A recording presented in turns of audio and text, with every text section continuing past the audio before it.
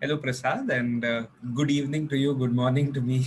and thank you so much for joining into this conversation. It's a privilege to have you. And Pleasure. also, it's the first of our series of conversations about the center, about being a centrist. And so it's also a kind of a shubharamb that is happening with you. So I want to welcome you with a pranam, welcome you with my regards, my respects, uh, and for all the guidance you provided for all these years about these things. So hoping that this conversation also continues that flow. Thank you. It's my pleasure entirely because when I speak with you and when I have these conversations where we are authentic and speak from the heart and speak without necessarily having to do something to somebody or wanting something from somebody, it allows for you know something emerges. So it is not like my ego needs to make a point and prove something, but just have a heart to heart and see where it goes. So I enjoy these conversations with you, and I'm happy to be doing it again. Lovely. When you say that, my mind goes yes, yes, yes, because I guess what I'm trying to capture and what we're trying to capture is a certain spirit. And I think what you have shared already, that this conversation we are having is also kind of in that same spirit, and that's what I want to kind of get a grasp on, which for now I'm calling the center, and I'm willing to change that word, but just center. And what you just already shared made me realize that we are trying to have this conversation also in the spirit of the center, without a ideological position, but really in an emergent here and now space. So that almost in a meta way makes me feel very, very happy. Good. Thank you. So, Prasad, let me start with this question itself. What is the center? And you can answer it at an individual level, at an ideological level. Yeah, how does the word center kind of show up for you in the context that we've been speaking about? For me, the word center always had a lot of importance. And I used to look at like a center of a circle in a mathematical way. If you just know the what you might call a radius, you can create the entire circle. And there is also a Native American uh, saying that says people stood at the periphery and laughed. I stood at the center and smiled back. Uh, so there is something about being at the center of things is something that I have been interested in for a long time. But over time, my thoughts shifted. I realized center doesn't have to be being the center of attraction, being the person whom everybody listens to, or in a family, being the head of the family, around whom the family revolves around. Like a similarly political leader, any of the leaders would like to be the center of whatever is going on.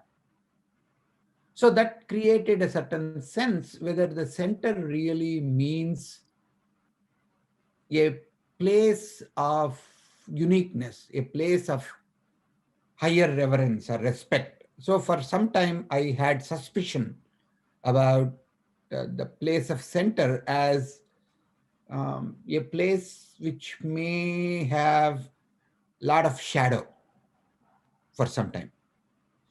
Then again, over a period of time, I began to learn center could be like between two polarities being at the center, like the metaphor of a swinging, what you call a child who sits in a child swing. I have 3-year-old grandnephews, 3-year-old and 5-year-old.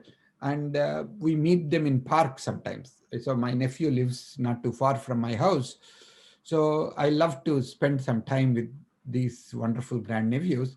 And when we go there to the park, the kid can't even say faster properly, but he looks at me like higher, higher, faster, you know. So that means more he goes to one end, more he loves to explore the other end as well.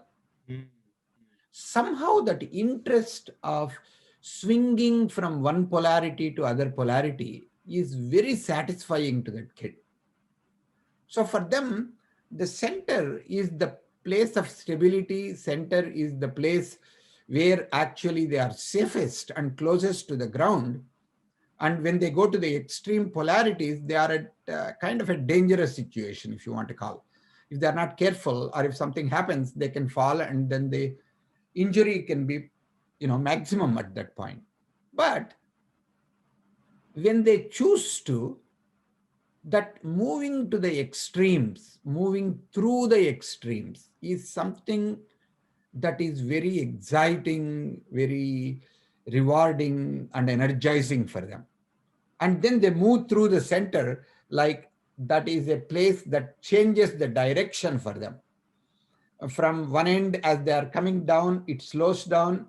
Center is the place where they have the lowest, what you call velocity, if you want to call, and then they move to the other side, and then they pick up, and then they go somewhere else where the velocity becomes completely zero, and then they change the direction, and then they come back. So obviously the center is not the lowest velocity, it is like decelerating.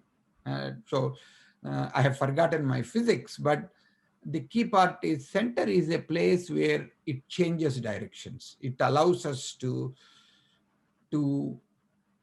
look at one polarity, allow us to go into another polarity, and come back.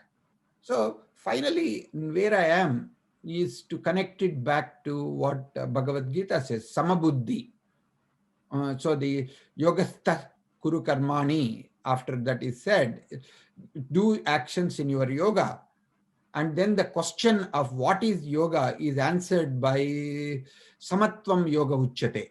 That means when you have that equanimity, that balance, like in the center of the swing, or like center of two controversies, if you can stay in the center and listen to both points of view, both perspectives, without getting caught with the raga or dvesha, the attachment or the anger or frustration or animosity towards it. If I can figure out a way to be in the center and be non-judgmental about it and listen to all parties and all perspectives, I thought that's a pretty nice place. So actually, according to Bhagavad Gita, being in the center, which he calls it as equanimous state, mind being silent, you know, the that is where he says in the center is where the mind is completely silent. If Mm. that is the center we are talking about, I think I'm recognizing that is a place which I revere and I cherish, and I look forward to being at that center where there is a certain balance in perspective, balance in my ability to look at it, and balance in being able to hold two different points of view and not get uh, tilted by either one of those.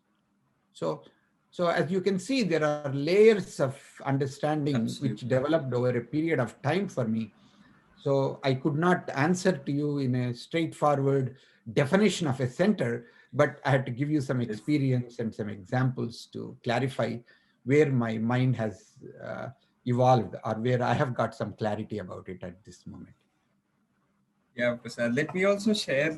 I think there are some also, since you had a Bhagavad Gita reference, there were a couple of other references I wanted to bring up and understand how you interpret them.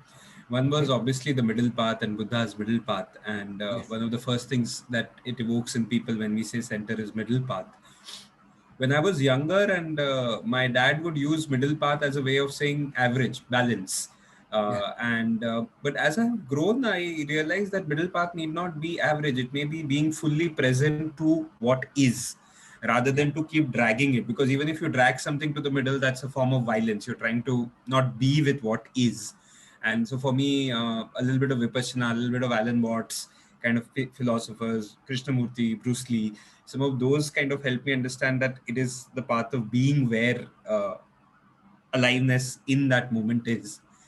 And there is a stillness there also. So Kabir, for example, also speaks a lot about the markaz, the center, the चक्की के बीच में जो दाना होता है वो पिस्ता नहीं है, and the eye of the storm, and जो मरकज से लगा रहता है. So something about this reference is like historic, like it's always there. Even a Rumi reference, which is a email signature of mine, that beyond right doing and wrong doing there is a place, I'll meet you Yes. there. Yeah. And I am like, I'm such an opinionated person who will not very easily quote someone, and here is a quote which is coming from 400-500 years ago, translated, and I find it so resonating that it's my email signature. And there is definitely something being pointed out by all these people, right? So what is, yeah, so just wondering, what is a modern way of finding that pointer that you can't talk about, I guess, but you can point to? I don't know. So yeah, would love to hear your thoughts. I think that's a very nice way of framing it. Yes, Buddha talked about a middle path, and in that respect, what he says is not very different from what Mahabharata conversation about uh, Yudhishthira with the Baka, which is essentially Yamadharmaraj having a conversation when they were in Vanavas. Um, so the idea of a middle path is what exactly that is referred to. And even if you take Yoga Sutras, essentially the idea of silence, what you are talking about, between the Bahiranga Yoga and Antaranga Yoga. Bahiranga Yoga being Yama, Niyama, Asana, Pranayama, and Pratyahara. And then the mind, the Antaranga Yoga is Dhyana, Dharana, and Samadhi. In between state is where there is a silence. There is a certain, what you might call, even Viktor Frankl talks about between the action and reaction, between the stimulus and response. There is a quietness, there is a place. In that place, there is opportunity or there is possibility. That is the unmanifested place. And that's where the mind shift we talk about, that's where people can listen deeply and be present, or what we call mindfulness. So there are lots of pointers to being present and being fully being with whatever is there in the moment, rather than going somewhere in the future or worrying about what happened in the past. So, in time, in space, in relationship, in ideology, in all of them, um, choosing not the extreme path, or choosing not the surrender, I mean, not surrender, but giving up path. So, not necessarily being aggressive and violent, but not necessarily being passive and completely becoming powerless. There is a place, there is a middle path Absolutely, where yeah. there is an enormous strength in being in that middle path. That seems to be exciting to a large number of people. Definitely, I think that resonates. And using your swing example, Prasad, that resonates with a lot of people. I also see that the swing is anchored in something that is steady and at the center, and that Yeah. probably enables the swing to actually swing to the extremes. And just one more, I mean, want to go a little deeper before we go out of it, which is also around clarity of perception, right? Like at the center, perhaps the perception is the clearest because it's not tainted by a position. It is Yeah. where maximum data is present, which is in the moment, and where from a complexity point of view, the emergence, the most ripe emergence occurs from the center, is how I was seeing that. Would that be accurate to say that in that moment is where uh, the highest possibility of what may happen is, or what's the case for staying in the center? I think that's what uh, So for me, obviously the point of transformation is the center. So in that, so whether it is from left to right, right top to bottom, whether it is right to wrong, the point of transition and the point of change, or the point where there is no movement, as you rightly identified, in the swing there is a point at which all of these are, the swing ropes or swing chains are coming from. There is very little movement. And similarly, you talk about when you are on a bicycle, the center of the wheel moves the least amount of distance. But the center, I mean, the point at the periphery moves the largest amount of distance. You know, so when you are at the center, you have the lowest amount of disturbances, if you want to call.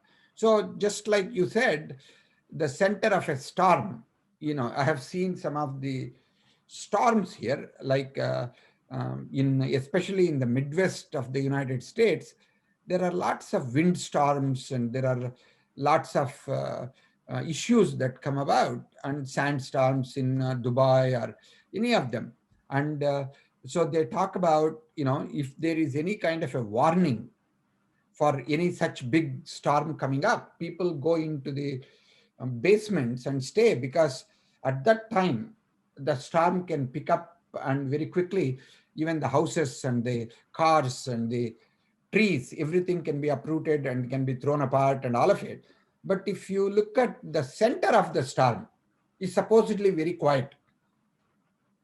And same thing we talk about in the ocean. If you look at the center of the ocean is very quiet, but only at the edges, the transition points between the water and the ground is where there is a lot of turbulence that takes place.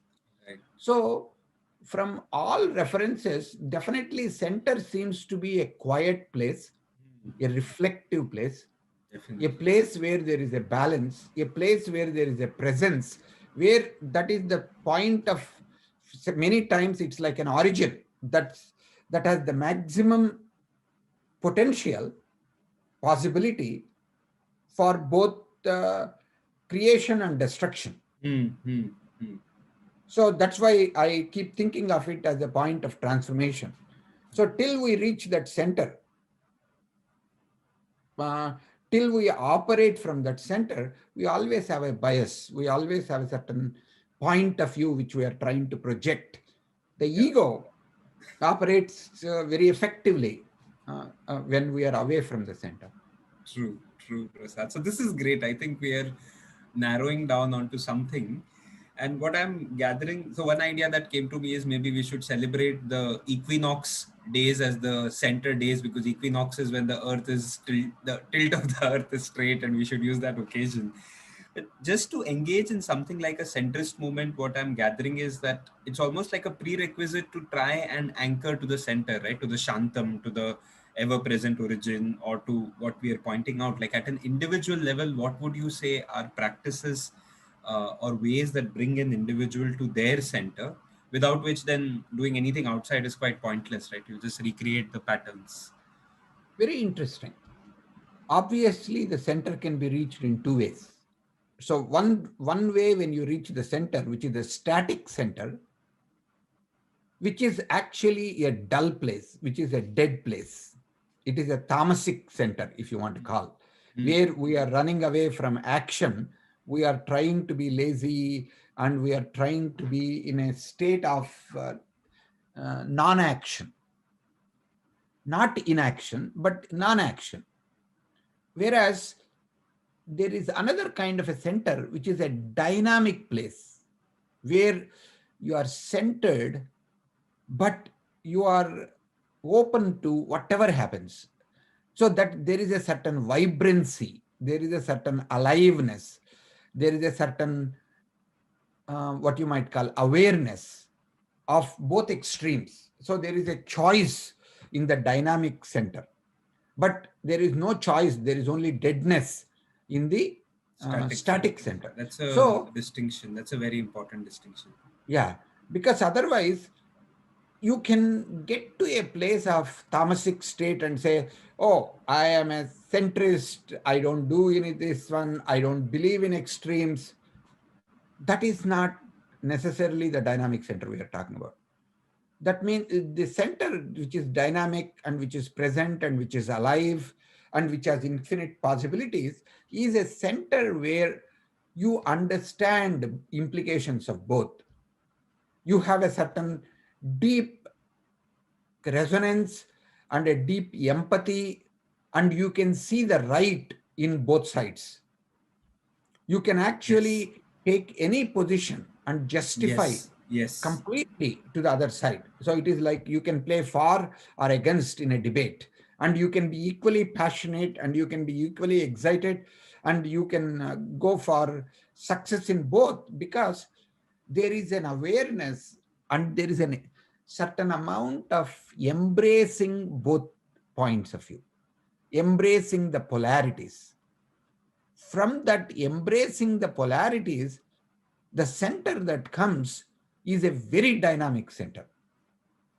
And that center, there is presence of the spirit. So that means it is not, when I'm talking about finding my center, when I am in that dynamic center, I find that center is not just mine. At some level, there is a universal connection. There is a spiritual Hmm. Hmm. connection to the center of the universe, or center of humanity, center of, what is considered to be at some level very, very powerful spiritual place.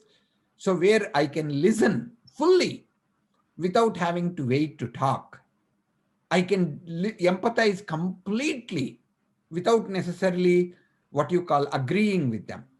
You know, I can completely, I can be honest and I can punish the other person without being angered, without being, so that means it is dispensing the justice, not necessarily emotionally connected with it.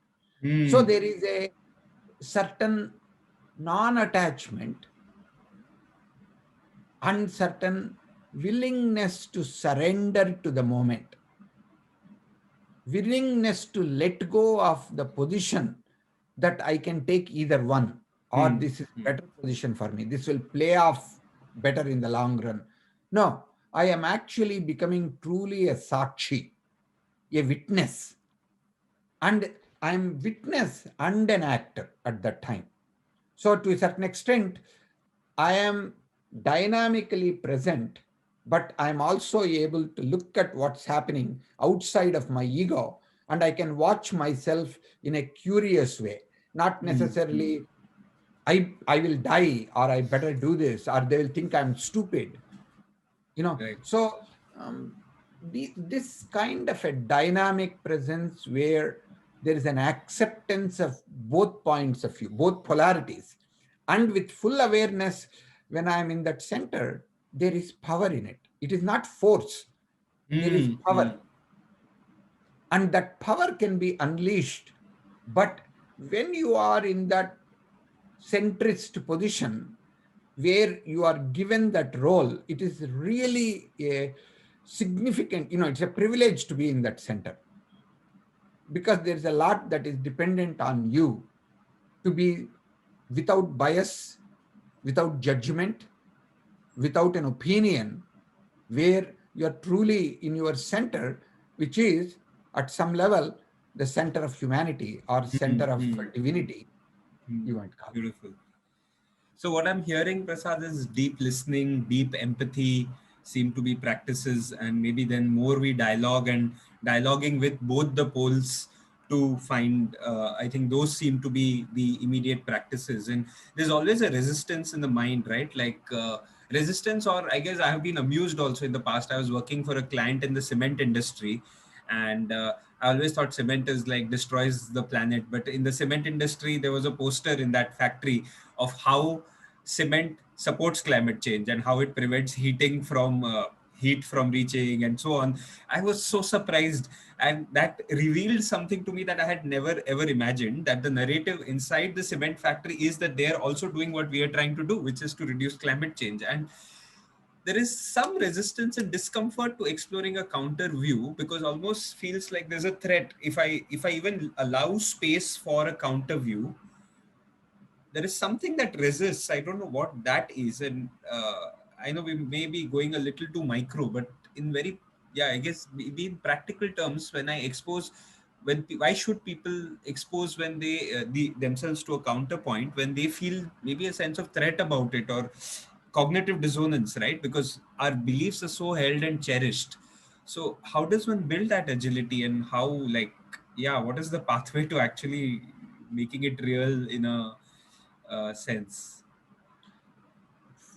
My experience has been, it is not conceptual, or it is not a framework, or it is not what I read, but over a period of time, um, like a couple of years ago, I think I mentioned this to you. A couple of years ago, February 2019, I was doing a transformational leadership program for about 30 people in Indian School of Business, which is a 4-day program I had been holding like 3 times a year, for probably 14 years or 15 years. And as we were actually going through the program, and we had a chance to listen to a videotape by Arvind Eye Hospital founder, Dr. V, where he talked about how an old woman, who is probably in her 70s or 80s, her face is, has got lots of life experiences, have given the richness of an old, face, and she can't see properly, and she has cataract. And so when he suggests saying, for you, this is not going to work, I will do this instead, this is a little bit risky, do you trust me? Or something like that. And she puts her, hands together and says, you are like God. Whatever you say, I'm going to do that. And then he comments on that. If I am giving eyes day after day after day back to them, and if they are willing to put their eyes, most precious instruments, and sometimes, you know, even bigger things, when we take risks or when we do experimental stuff, they're willing to put their lives in our hands as doctors. Then I have to really carefully think about, he said something like, who is doing this? If I do it as Dr. V, or if I do it with the arrogance, or if I say, I know I have done thousands of surgeries, don't worry about it, and I do it with a certain nonchalance, it doesn't work. It doesn't matter how many people I saved. I could make a mistake in this moment and I could make her lose her eyesight permanently, and I could get away from it by saying something, as many doctors and many hospitals do continuously, because there are, operator error, they call it, like a mistakes that happen. They're preventable, or sometimes, many times, they may be unpreventable. Okay, fine, I understand that. But he says, when she puts that kind of a faith, every time I need to transform myself, I am being the instrument of God, and what I'm doing is God's work. And I have to do that work just like the God has done. No mistakes acceptable. No, this one. I need total attention. I need to be in that quiet place, in that centered place, where I can do the best job I can. Beautiful. I have listened to that. I have elaborated more than what was in that video, but what I got out of that video really. But when I heard that, maybe for like 100th time, at that time, 99 times, I was touched, moved, inspired, but nothing happened.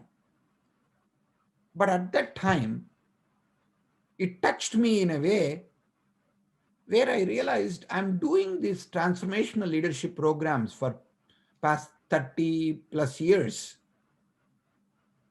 how much of transformation did I have recently?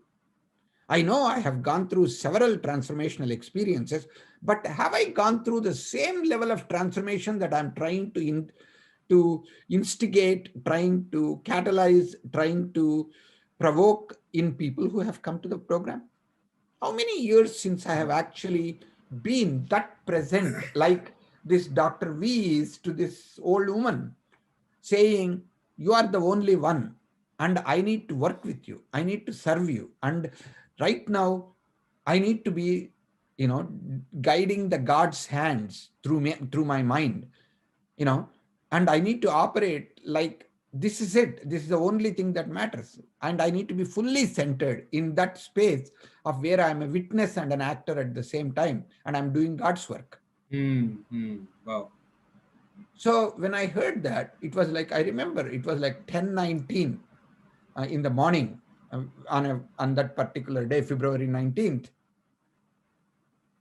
By 10:20, I'm clear that this is the last workshop I'm going to do.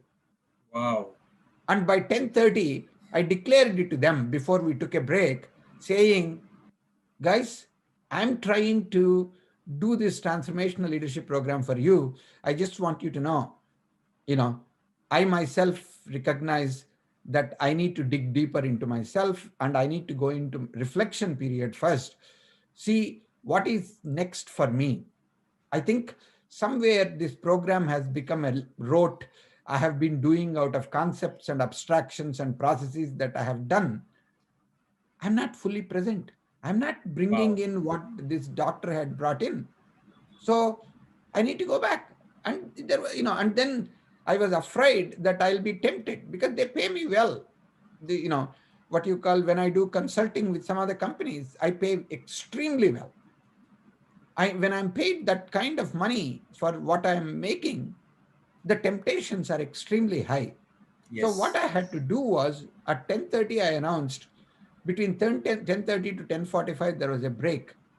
I went to the head of executive education who was there, and I told him, "This is the last program."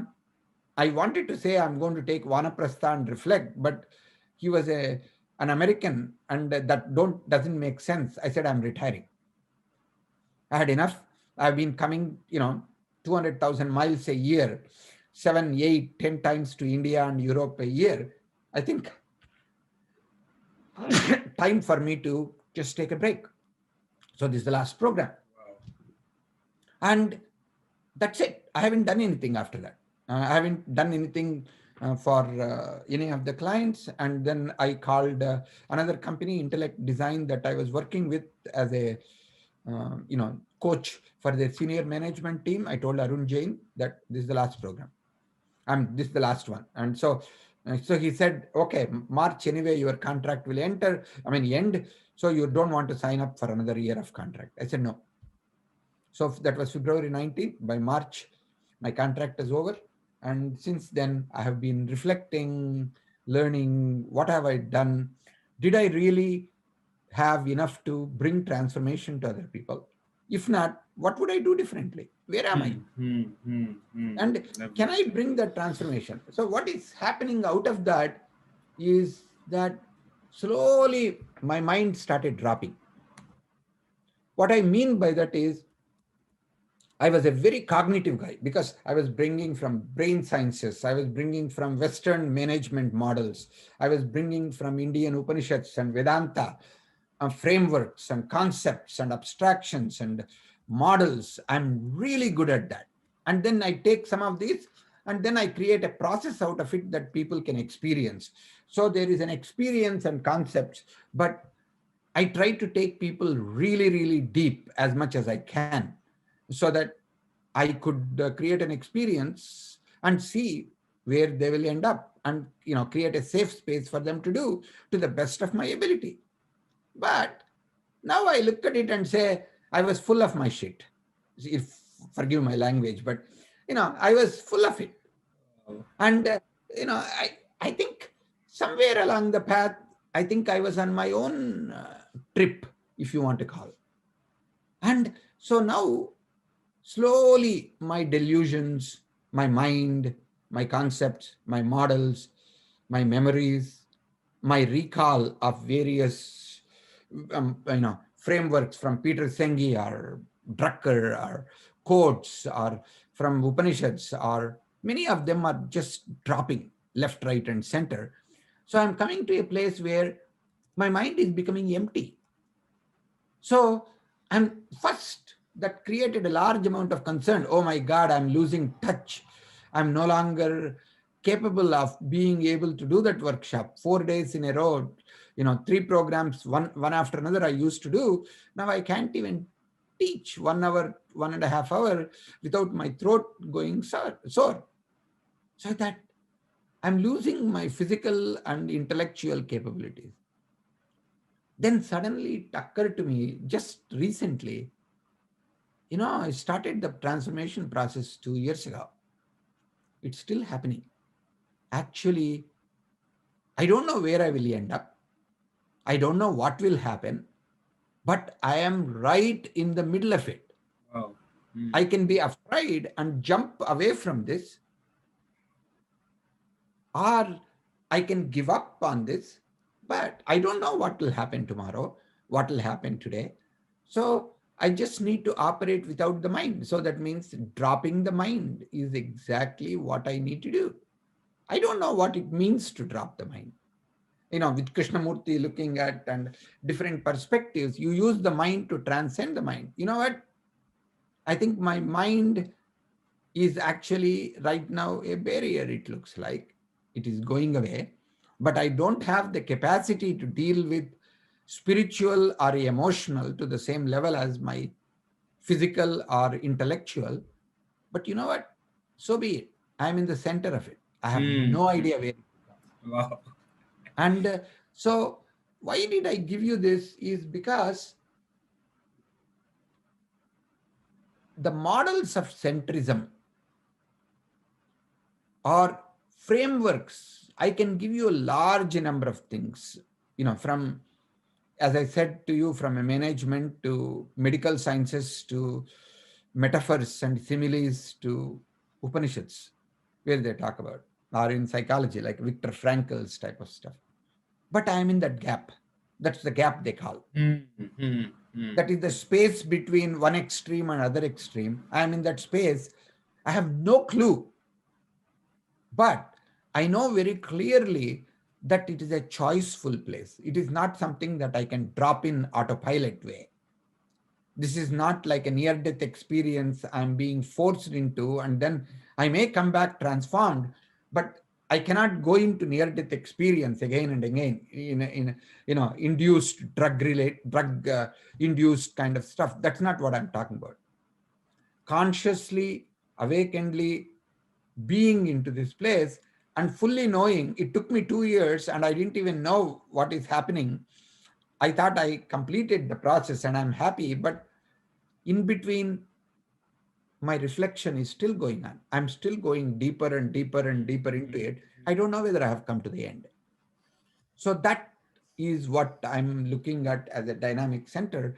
So instead of examples, I thought I should tell about where I am. I don't know what else I can talk more about. No, thank you, thank you. That is so much from the heart and so touching, Prasad. Thank you so much. I just want to acknowledge that, and it opened several threads for me, which I wanted to share.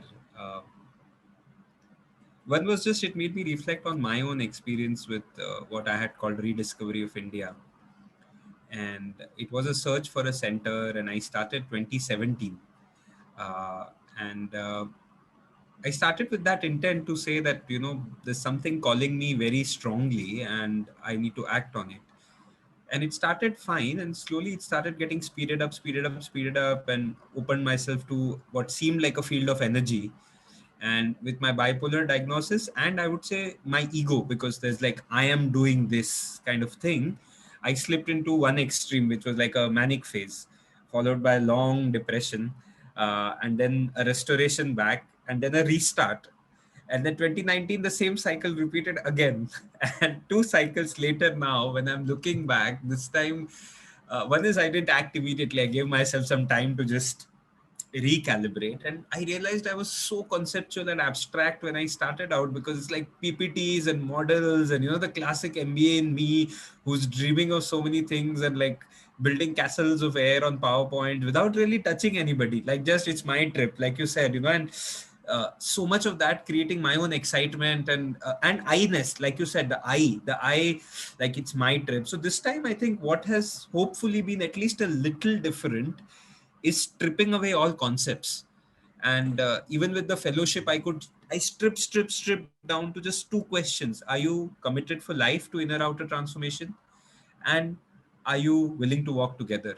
And those two are also like not binding, like it's optional, right? But that kind of invitation, I could come into just that invitation. And finally we got into this talk, because we've been talking forever actually about this, right? We were planning a workshop in Fireflies, and now finally it's happening. And I'm realizing that the only way to make this happen is to be in the center, right? I cannot do this if, yeah, what you said I think was so important, that the pathway to discovering the center is to staying centered, and in that gap that you are in. So I pick your energy and I receive it, and I hope to embody more of it as well. So thanks for sharing that, and that work happens through us.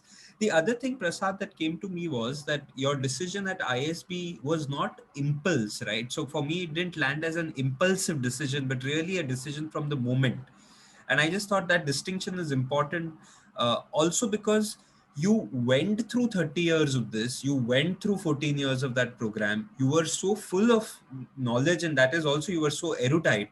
And this is the simplicity on the other side of complexity, right? It's not that there is something about that journey also that I feel each of us has to take to come out on the other side, and I'm wondering about that as one. Sure. And related to that, the other thing was also, I feel like our culture has this access to anybody. Like you said that Dr. V was a surgeon and he accessed that space. You're a professor and you're tapping into that space. And I would say Nisargdat Maharaj was making BDs and accessing that space, or Kabir was a weaver and accessing that space. So to me, it seems like the access to the space does not depend on the content, but it's almost like there's a journey, a process, right? That's Right. what's opening up for Right. me. Yeah, my journey was recognizing being an intellectual, being an academic, being a consultant. Obviously, I'm dependent on the models and I'm dependent on the cognition. There are a couple of companies in the earlier stage of consulting. I really tried to help them navigate them beyond consulting. I tried to give guidance on an operational stuff a lot more. At one time, the founder, one of the four, founders, he laughed at me and said, "Prasad, would you like to join us?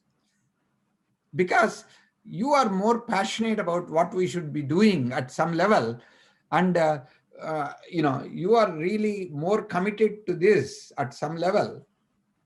You know, then I realized my passion for helping them and getting results that allowed me to overstep the boundaries of being a consultant. And I was actually behaving like I'm an actor, or I'm a chairman of their company, and I'm actually, shaking them up so that they can act much better. You are the directors. You can't do this. You need to Hmm. do A, B, C, D. And that woke me up, and I realized I'm too passionate. So that means my passion for action, my bias for action cannot actually get in. I need to recognize I am not the actor. I am only a catalyst. I can sometimes accelerate the chemical process if I am with the right, Hmm. if I give something, or I may be able to decelerate if they are moving towards a disaster. But I'm not Yeah. making anything happen. I'm not responsible. And Right. I'm not, actually, I don't have that power.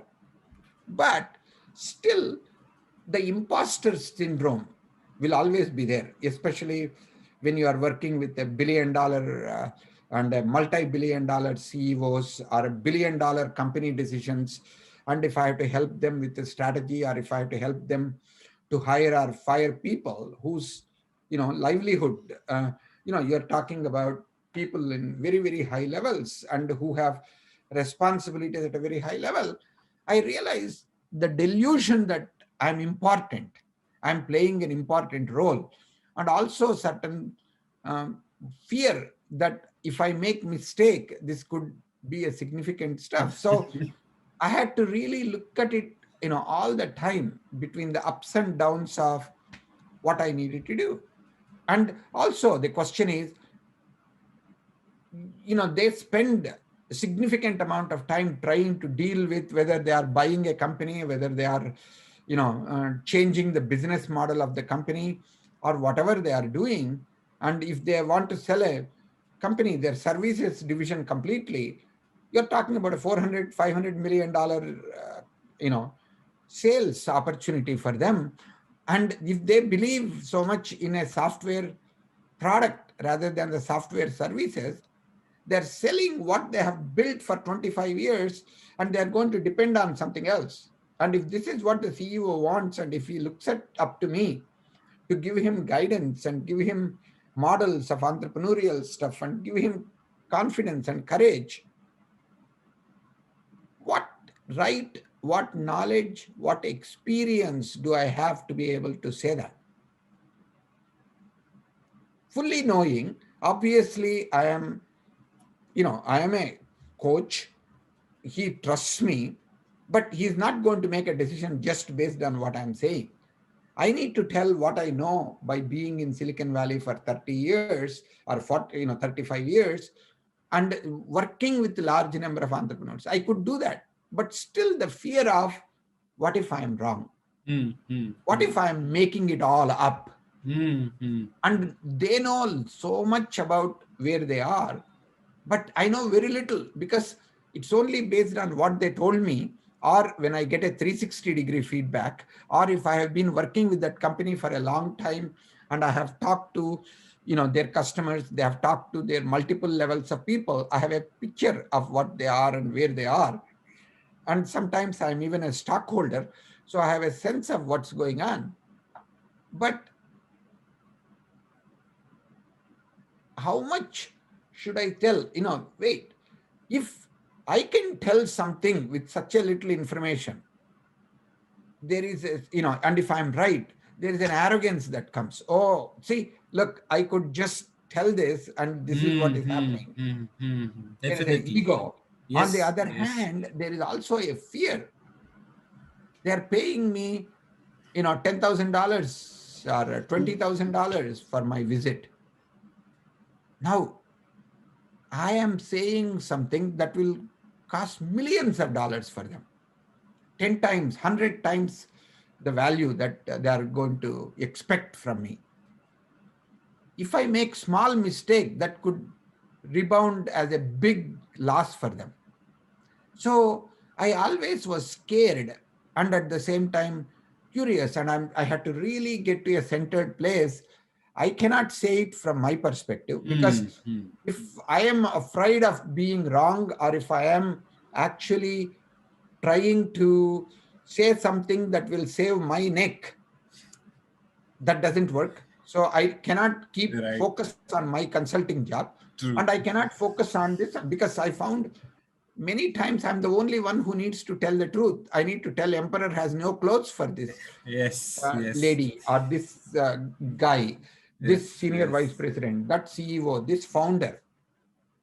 So I know every time I open my mouth, I could be risking my job, or I could be risking the ire of the person, or I could be telling the truth that he doesn't want to listen. So, so I can understand the bipolar nature, the anxiety and the depression and anxiety and depression, Right. and getting into that. But I realized I have to be, I have only one job. First thing is, I'm not hired. I mean, I may be hired by them. That person is not my manager.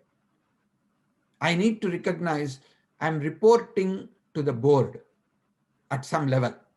So that means even if that person fires me, that is fine, but I need to tell the truth. But I need to tell the truth in a way that they can listen to it. Satyam bruyat, Yes. priyam bruyat. Right? Yeah, I need to tell the truth, but I need to create a context in which that leader can listen to some of that. it is incredibly stressful. Every time I come back, that there were times when my wife told, when you are gone, I have two kids to take care of. When you are here, I have three kids to take care of. When you are gone, you are not available to help. When you are here, you are like so exhausted, mentally tired, physically tired. You know, you need to change it. So, so over a period of time, I've looked at it. So if I answer your question straightforward, was that a impulsive decision? No, it was something for 30 years I have reflected on. And at that moment, it was emergent at some level. Something, a clarity emerged in that space, in that Yes, yes. silence, when I truly listened to. I listened to it not as a teacher of transformational leadership. I listened to it as a student of transformational leadership who is in the position of leading at that particular time. Nice, So when nice. I gave up being a teacher, student in me was also awakened.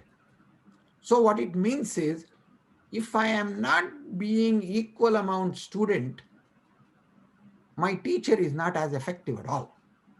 Right, right. Right?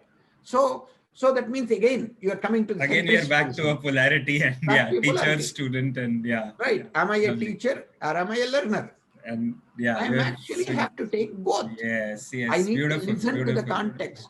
I need to learn That's about them, each person deeply, because when they paid like a 2 lakhs for a program and they are spending 4 valuable days away from their job and family, everything which I say can have importance.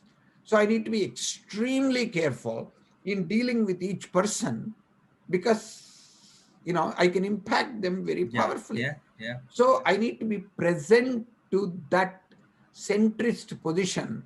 I Right, might have beautiful. never met them before. I Hmm. might never see them afterwards. But this moment they have given it to me and they are paying attention to me. This is important. I need to pay attention to them as much as they are paying. So that means we are both in this place together. Hmm. And I need to come from that place, what is emerging. When they ask me a question, what is most appropriate? Yes, yes, Right? So yes. when I am doing the program, what was most appropriate? What is emerging in the moment? At that time, it was clear, it was crystal clear. There was not even 10% doubt that am I doing the right thing.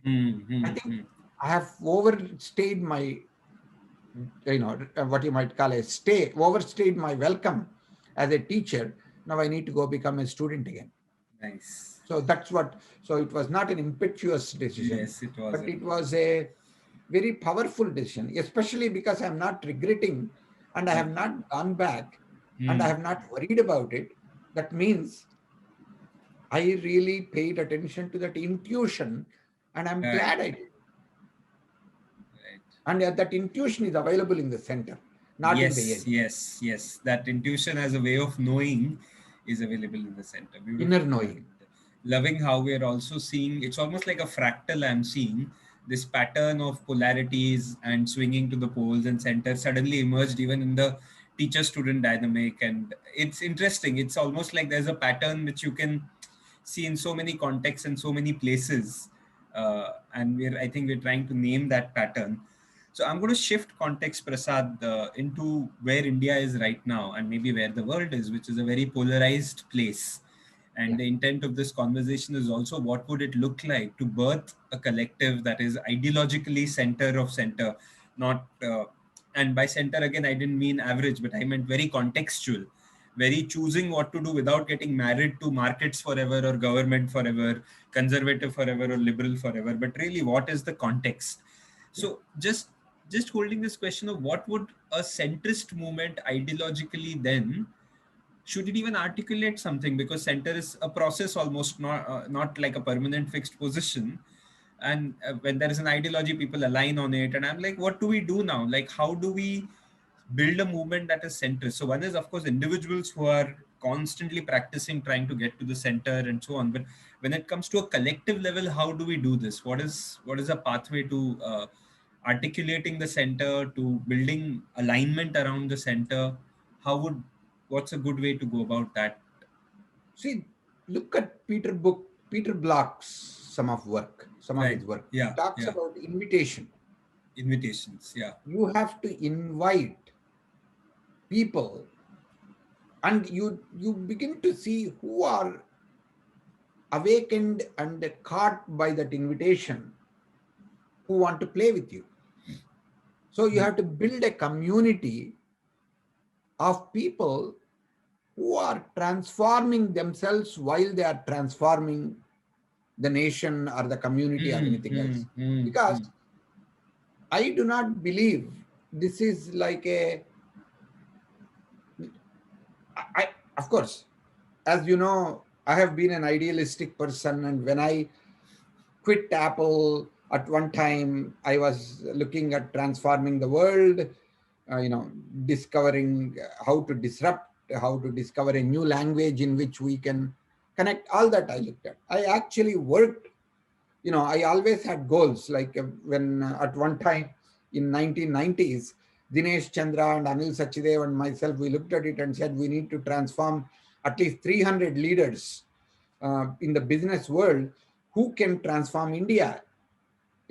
So we worked on it. We used to go to Dharmashala and we had conversations with Dalai Lama, Swami Tejomayananda. There are mullahs, there were Christian fathers and bishops, and we had conversations through all of that in variety of times. So I focused on outward. We even created something called uh, what you call a foundation for human and economic development. Like human development normally happened in non-profit or without money. Economic development didn't take care about people, so we felt we needed to balance this, like a Rajarshi concept, like a Janak Maharaj. You can be spiritual and at the same time you can be a politician or a king. So like that, the centrist concepts were there for a long time. But I found out that at some level, it is I cannot transform outside without transforming inside. Again, the polarity between inner and outer. Wow. Nice. I hadn't got Right? that one. Yeah. Yeah. Yeah. So so only thing I can look at is when I transform, it is interesting. As I'm going through all this internally, my relationship with my family or other people is also transforming, is changing significantly. So when I worked on transforming a relationship with my family, with my friends, with my community, with something else, that was very different. But now I'm actually not trying to change anybody, not trying to transform anybody, not trying to look at it. That doesn't mean I'm not concerned about them. I'm not worried about them. I'm not worried about the nation or so. But the way in which I had to go about at that time was I'm passionate, I'll be a leader, I will try to convert so many people to do this, then together we will go change it. But after 40 years of my work, essentially I realized I'm not a community builder. I'm a domain expert. I'm a teacher. I am a capacity builder. Hmm. I can build capacity in somebody else, but I have no clue how to build a community. I have all the theory behind it. Reason why I am saying I have no clue, I have all theory, but emperor has no clothes. I haven't built any community around me. Or I have not been part of any community in which I have been playing for a Hmm. long period of time. Hmm. I Hmm. move from one community to another community to another community. That means I'm a lone ranger. I have not learned how to work with other people really very well. But once I realized there are certain things which are inhibiting my own part in being able to transform my own family or my own community, or I'm not part of other groups, whether it's a teachers community or spiritual community, or I'm not as much part in my own community of people who live around me. What it means at some level is I need to transform, first of all. What does it take for me to be part of the community in which I live, Hmm. Hmm. Hmm. the family that I live, the society that I live? Right. And interestingly, as I am doing more and more work inside, there is outer stuff that's also happening. There is a way in which things are falling in place, which I worked really hard for a long period of time. Let me, instead of conceptual, let me make it very grounded so that it becomes very interesting. Because I have been specializing in bringing Indian wisdom, mm, Indian Indic wisdom, which has got, Buddhist principles, because I have done Vipassana meditations. I have gotten initiated into Taoism. I have been a part of an interfaith group for several years in Ann Arbor with, Judaism, Christianity, the people in Chicago Archdiocese, and what you call mullahs, Sufi, and Hinduism, Buddhism. I have worked with the Dalai Lama Foundation, some other people. So I worked in a large number of some of these kinds of interfaith and inter type of stuff. But over a period of time, at some level, I found that I have really been doing alone in some respect. Some people come in, they will bring the Indian wisdom, they will bring a Hindu wisdom or a Buddhist wisdom or something else. They write books, they do programs. But mine is continually not putting down Western wisdom, management, marketing, strategy, all of it, not putting down the brain research, cognitive sciences, some of them, and not putting down spiritual wisdom, Vedantic wisdom. I found at the intersection of these three, you can ignite the genius within.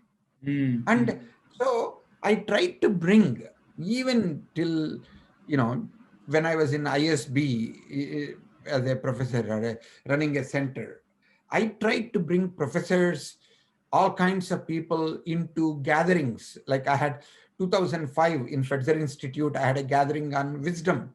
And I brought from Center for Creative Leadership, Harvard University, Boeing, various companies to come together, all kinds of people to sit down for 3 4 days and see whether they're interested in developing wisdom in the community, Hmm. wisdom in Swazi, and and focus on the Indian wisdom or spiritual wisdom to be brought into management. Not much happened. I tried desperately, and 2 years ago, when I retired, I gave up that also. I said, okay, fine. You know what? Whatever I have developed over past 30 years, that's fine. This is not the right time. This is not the right thing.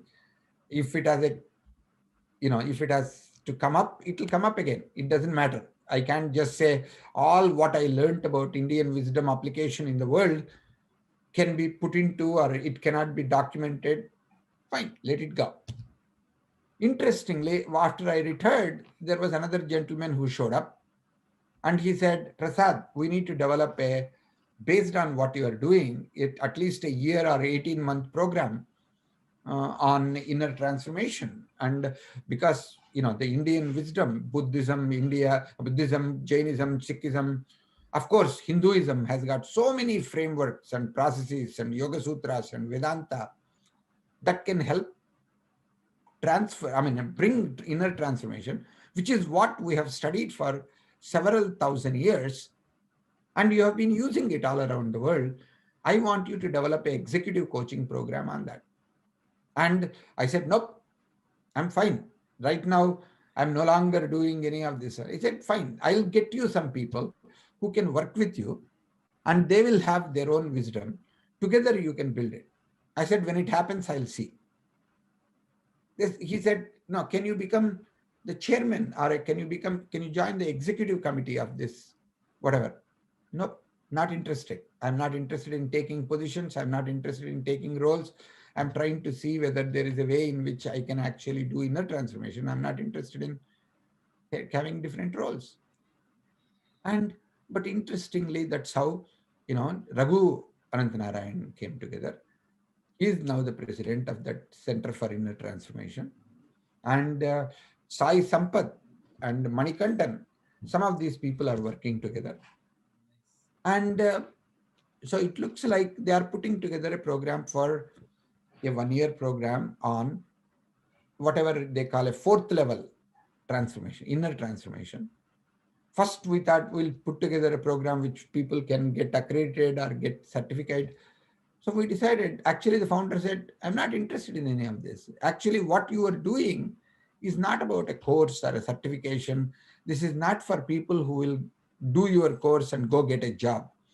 But this is about if they are transformational change agents, if we can create a immersive, authentic, deep experience, transformative experience, out of which they can do the work that they do, that will be the kind of gift that we can give. So now we are putting together something. So the what I'm learning is I need to have that intention, and then I need to let go of that I have a Sure. role, or I will do it, or I will find a process, Right. or I will be the center, or I will try to make it happen. Have deep desire, have conversations with other people, Mm-hmm. and work with other people. Talk about how we need a certain, what you might call a, non polarization, you know. So when you call it a center, people mistake it for something else.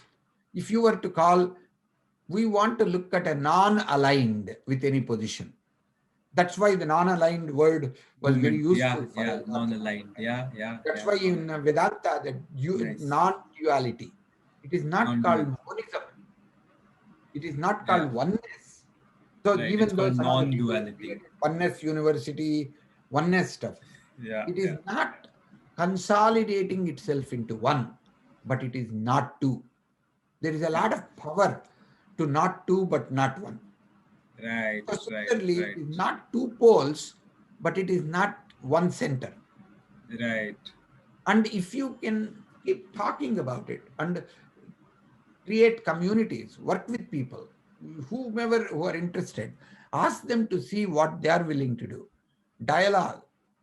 Just keep studying where they are and keep deepening that for them as well as deepening it in yourself. Mhm.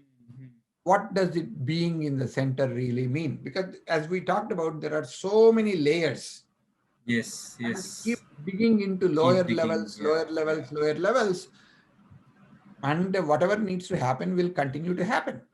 It is not a Yes, doing thing, it is a being thing. You have to yes. bring a being Yeah, transformation. It is yeah. I not a think doing transformation. that's a very important one. I think the mind gets caught up in doing. So that.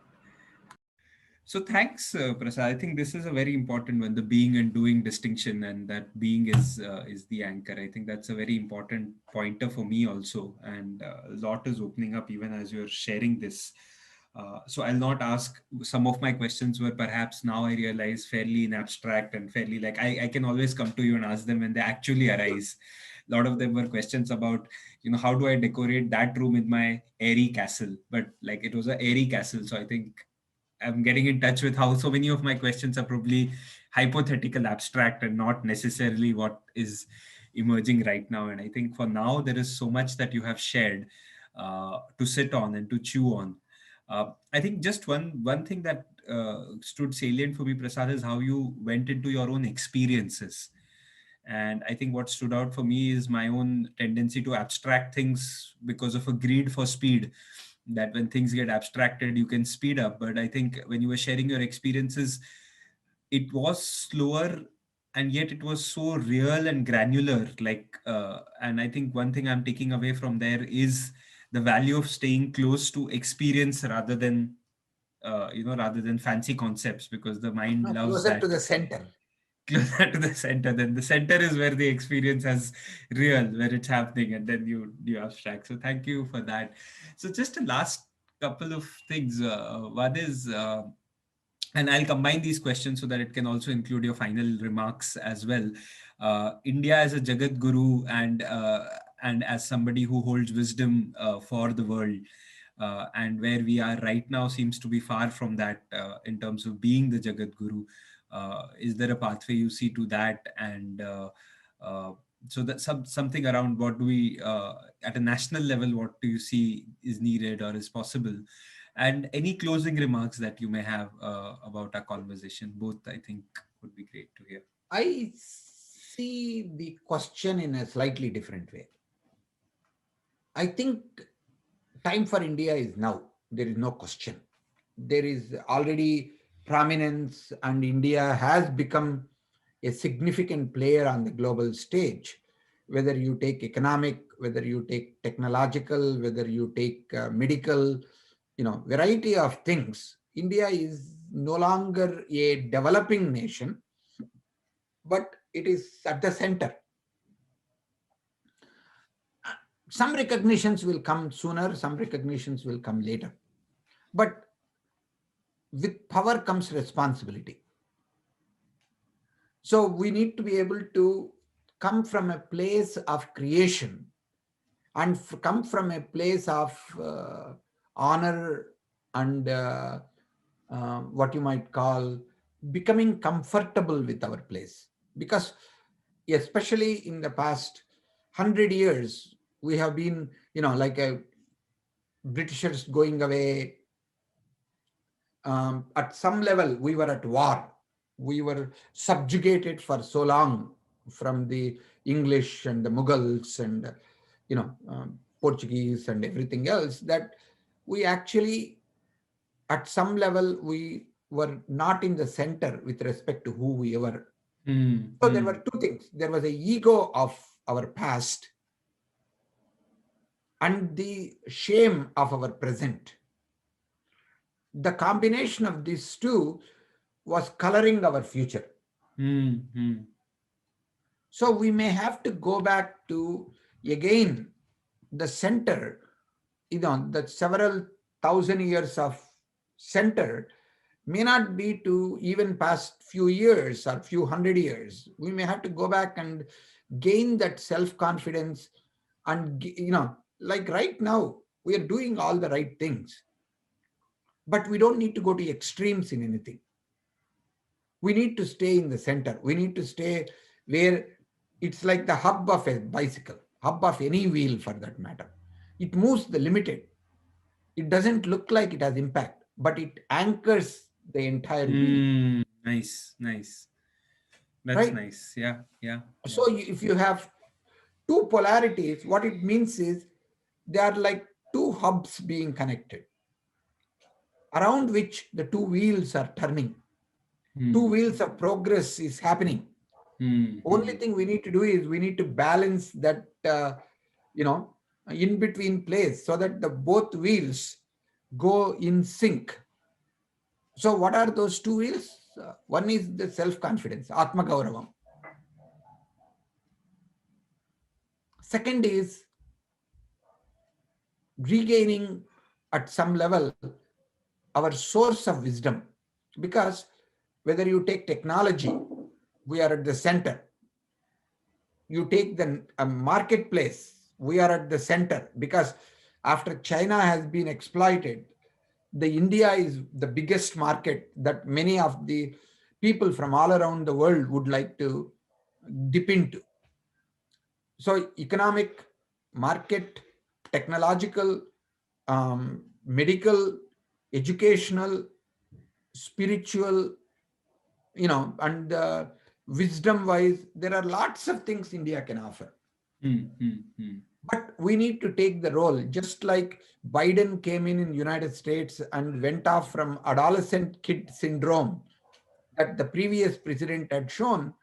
He's showing it as a mature old man. Like recently, people are saying, how come his poll ratings are so high in the first 100 days?